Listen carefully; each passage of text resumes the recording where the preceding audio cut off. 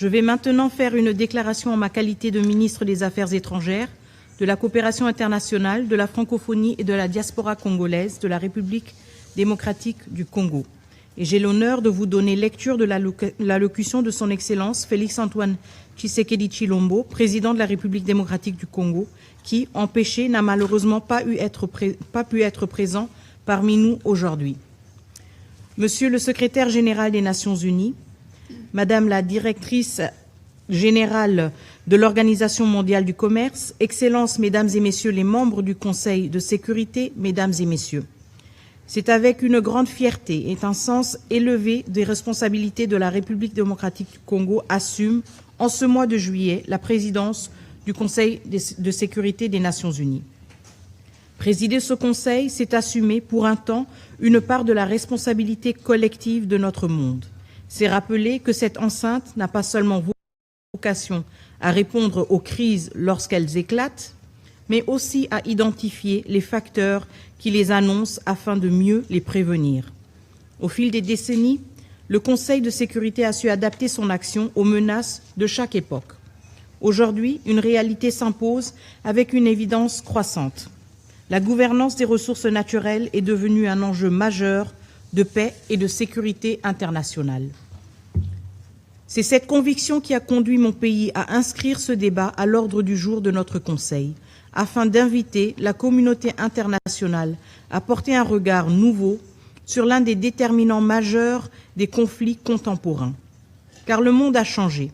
Les minerais critiques, l'eau, les forêts, les ressources énergétiques, les terres arables et la biodiversité sont désormais au cœur de la transition énergétique, de la révolution numérique, de la sécurité alimentaire et du développement économique. Jamais les ressources naturelles n'ont autant compté pour l'avenir de l'humanité. Pourtant, dans de nombreuses régions du monde, elles continuent d'alimenter les conflits, de financer les groupes armés, de nourrir les économies criminelles, de fragiliser les États et de priver les populations des bénéfices légitimes de leurs propres richesses. Tel est le paradoxe de notre époque. Les ressources naturelles peuvent être le fondement d'une prospérité partagée ou le moteur d'une prédation. Tout dépend de la manière dont elles sont gouvernées. Excellences, Mesdames et Messieurs, pour la République démocratique du Congo, cette question n'est ni théorique ni lointaine. Elle touche à notre histoire, à notre peuple et à notre avenir. Notre pays compte parmi les plus riches du monde en ressources naturelles.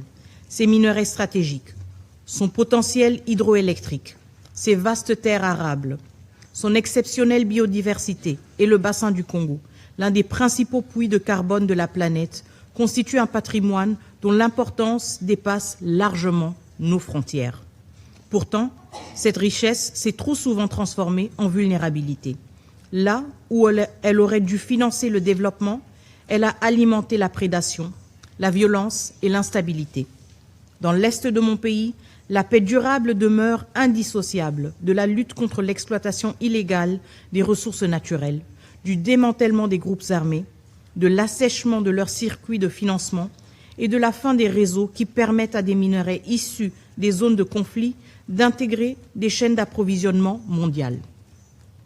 Lorsque des ressources stratégiques financent la guerre plutôt que le développement, il ne s'agit plus seulement d'un défi national. Il s'agit d'une menace pour la paix et la sécurité internationale. Il ne peut y avoir de transition énergétique véritablement juste si elle repose sur l'injustice faite au peuple producteur. Il ne peut y avoir de chaîne d'approvisionnement réellement sûre sans sécurité pour les États et les communautés qui produisent ces ressources. C'est pourquoi la République démocratique du Congo ne vient pas devant le Conseil de sécurité pour se plaindre, elle vient partager une expérience, porter une conviction et proposer une voie. Car la situation de la République démocratique du Congo n'est pas une exception. Elle révèle un déséquilibre mondial auquel seule une action collective, fondée sur l'équité et la responsabilité, permettra d'apporter une réponse durable.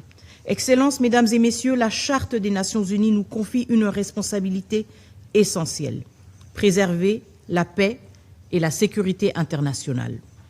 Cette responsabilité ne consiste pas seulement à répondre aux crises lorsqu'elles éclatent. Elle exige aussi que notre Conseil sache en identifier les causes profondes et agir avant que les tensions ne dégénèrent en conflit. Au fil des années, le Conseil de sécurité a su adapter son approche aux menaces émergentes. Il lui appartient désormais de reconnaître, avec la même lucidité, que la mauvaise gouvernance des ressources naturelles constitue un facteur majeur d'instabilité, de conflit et de fragilisation des États. Une telle reconnaissance ne remet nullement en cause la souveraineté des États. Elle contribue au contraire à la protéger, car la souveraineté permanente sur les ressources naturelles ne peut être seulement proclamée, elle doit être pleinement exercée afin que les richesses nationales profitent au peuple et non aux groupes armés, aux réseaux criminels ou aux intérêts qui prospèrent dans l'illégalité. Les ressources naturelles doivent financer le développement, renforcer les capacités des États et créer davantage de valeur dans les pays producteurs. Pour l'Afrique, cela implique de dépasser une économie fondée sur la seule extraction pour bâtir une économie de transformation, d'industrialisation et de prospérité partagée. C'est là une exigence de justice économique. C'est aussi une condition essentielle d'une paix durable. Excellences, Mesdames et Messieurs, l'histoire nous enseigne qu'une ressource stratégique peut être un facteur de rivalité ou un fondement d'un destin commun.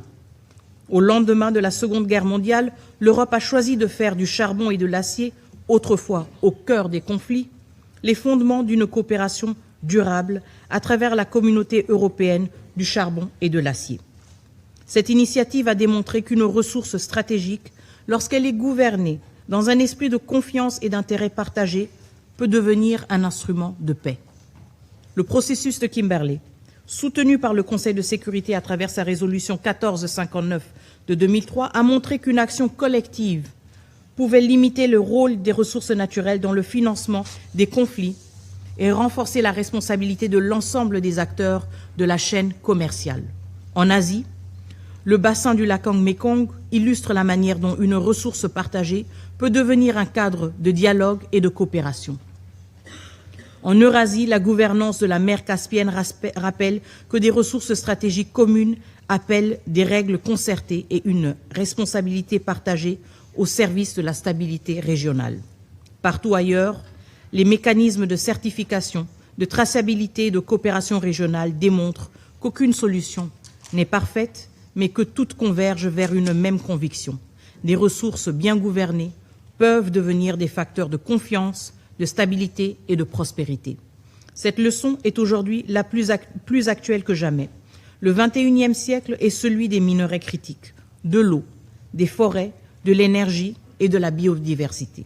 La question qui nous est posée est simple. Aurons-nous la sagesse de faire de ces ressources les fondations d'une prospérité partagée ou accepterons-nous qu'elles constituent d'alimenter les rivalités et les conflits de nos temps? Excellences, Mesdames et Messieurs, face à cette responsabilité, la République démocratique du Congo plaide pour l'émergence d'une nouvelle doctrine internationale qui place la gouvernance des ressources naturelles au cœur de l'agenda de la paix et de la sécurité. Cette doctrine repose sur une conviction simple. Les ressources naturelles ne sont pas de simples marchandises. Elles sont des enjeux de souveraineté, des leviers de développement et des biens de responsabilité dont dépend la stabilité de nos États comme l'avenir de nos sociétés. Elle devrait s'articuler autour de 6 principes. Le premier est le respect effectif de la souveraineté permanente des États sur leurs ressources naturelles. Aucun peuple ne devrait voir ses richesses exploitées au profit de groupes armés, de réseaux criminels ou d'intérêts qui échappent à son contrôle. Le deuxième est la transparence des chaînes d'approvisionnement. États producteurs, pays de transit, entreprises, investisseurs et consommateurs partagent la responsabilité de garantir l'origine licite des ressources qui alimentent les technologies du futur. Le troisième est le renforcement des mécanismes de traçabilité, de certification, de diligence raisonnable et de redevabilité, afin de protéger les communautés, de soutenir les États producteurs et de responsabiliser tous les acteurs de la chaîne de valeur.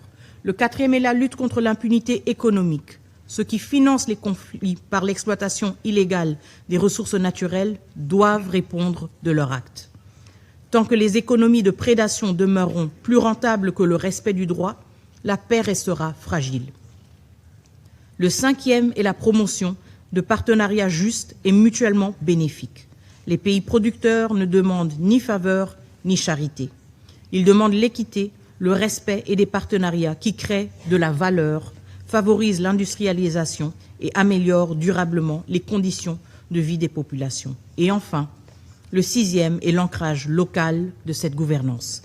Les populations vivant au cœur des zones d'exploitation doivent être protégées, associées aux décisions et bénéficier des retombées des ressources qui constituent leur patrimoine. Car une ressource qui enrichit le monde mais appauvrit la communauté qui l'abrite devient, tôt ou tard, une source de frustration, de contestation et d'instabilité. Excellences, Mesdames et Messieurs, la République démocratique du Congo prend aujourd'hui la parole avec la gravité d'un pays éprouvé par l'histoire, mais aussi avec la confiance d'une nation qui se relève, assume son destin et entend mettre son immense potentiel au service de la paix, du développement et de la coopération internationale. Notre ambition est claire, faire de nos ressources naturelles non plus une source de vulnérabilité, mais un levier de transformation, de stabilité et de prospérité. La République démocratique du Congo est un pays solution. Elle l'est pour la transition énergétique mondiale grâce à ses minerais critiques, pour la lutte contre le changement climatique grâce au bassin du Congo, pour la sécurité hydrique, énergétique et alimentaire de l'Afrique grâce à ses ressources en eau, son potentiel hydroélectrique et ses vastes terres arables, pour la préservation de la biodiversité mondiale grâce à son patrimoine naturel exceptionnel et pour l'industrialisation de l'Afrique à condition que ces ressources soient davantage transformées sur place au bénéfice de la valeur ajoutée, de l'emploi et des compétences. Mais pour que la République démocratique du Congo joue pleinement ce rôle, elle doit être en paix. Et pour que cette paix soit durable, il faut tarir les sources économiques de la guerre. Voilà pourquoi le débat qui nous réunit aujourd'hui dépasse le seul cadre congolais. Il est africain, il est mondial, il concerne les pays producteurs comme les pays consommateurs, les institutions internationales comme les organisations régionales, les acteurs économiques comme les générations futures. Car nous sommes liés par les mêmes chaînes d'approvisionnement, les mêmes défis climatiques et la même exigence de sécurité et de dignité. Notre démarche ne vise ni à opposer des producteurs aux consommateurs, ni à créer de nouvelles lignes de fracture. Elle repose sur une conviction simple. Dans un monde interdépendant, la sécurité des chaînes d'approvisionnement, la stabilité des États producteurs et le développement des populations locales sont indissociables. Une chaîne d'approvisionnement n'est véritablement sûre que si elle est juste. Un partenariat n'est durable que s'il est équilibré et une transition énergétique n'est légitime que si elle respecte les droits et la dignité des peuples qui fournissent les ressources dont elle dépend. C'est dans cet esprit que la République démocratique du Congo souhaite que le débat d'aujourd'hui ouvre une dynamique durable. Les préoccupations légitimes des États doivent être entendues, car une doctrine commune ne se construit pas par l'imposition ni par la division, mais par le dialogue, par la confiance et la recherche des convergences. C'est pourquoi mon pays soutient la création d'un groupe des amis de la gouvernance des ressources naturelles réunissant les États intéressés des Nations Unies, les organisations régionales, les institutions financières internationales, les pays producteurs et consommateurs, les acteurs économiques responsables, ainsi que la société civile. Sa mission serait de maintenir un dialogue permanent, de partager les bonnes pratiques, de renforcer les mécanismes existants et de formuler de manière progressive et pragmatique des propositions permettant de mieux intégrer les enjeux liés aux ressources naturelles dans l'action des Nations Unies et lorsque cela relève de son mandat du Conseil de sécurité. Tel est l'esprit de la démarche que nous proposons, une approche qui respecte la souveraineté des États, renforce leur gouvernance, protège les populations, responsabilise les marchés et fasse des ressources naturelles non plus des vecteurs de conflits, mais les fondations d'une paix durable. Excellences, Mesdames et Messieurs, l'histoire retient rarement la durée de nos débats. Elle retient le courage de nos décisions. Chaque génération est appelée à répondre aux défis de son temps. La nôtre doit reconnaître que les ressources naturelles ne sont plus seulement un enjeu économique. Elles sont devenues un enjeu majeur de paix, de sécurité, de justice et de prospérité. Nous pouvons continuer à intervenir lorsque les crises ont déjà éclaté, ou nous pouvons agir en amont en nous attaquant aux économies de prédation qui les alimentent. Nous pouvons accepter que les ressources du XXIe siècle continuent de financer les conflits, ou nous pouvons décider qu'elles financeront le développement, l'innovation et la dignité des peuples. Tel est le choix qui s'offre à nous, telle est la responsabilité qui incombe à notre génération, telle est l'ambition que la République démocratique du Congo porte aujourd'hui devant le Conseil de sécurité. Les ressources naturelles ne doivent plus être les frontières de nos rivalités, elles doivent devenir les fondations de notre sécurité collective. Si nous savons faire des minerais, de l'eau, des forêts, de l'énergie et de la biodiversité des instruments de coopération plutôt que de confrontation, alors nous pourrons dire que le Conseil de sécurité aura été fidèle à sa mission.